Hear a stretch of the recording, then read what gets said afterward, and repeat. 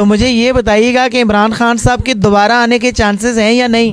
तो बिल्कुल नहीं आएगा। आपकी पेशेंट कोई कहती है कि इमरान खान को फायर नहीं लगेगा। फायर नहीं लगे। काजुल हसन चौहान साहब इस हलके के लाडले होंगे या फिर इमरान खान साहब के लाडले होंगे? शेख साहब कब शादी कर रहे हैं? इमरान खान साहब की चौथी शादी की समझ नहीं आई, ये थोड़ा सा काइंडली।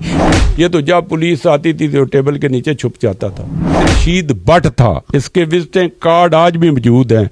ये बाद में शेख रशीद बना है, भट्ट है, ठीक है। तो मुझे ये बताइएगा कि इमरान खान साहब के दोबारा आने के चांसेस हैं या नहीं? अगर स्टैब्लिशमेंट ने साथ दिया तो आएगा, ना दिया तो बिल्कुल नहीं आएगा। जितनी मर्जी है उसकी अवाम में पजीर आई हुई।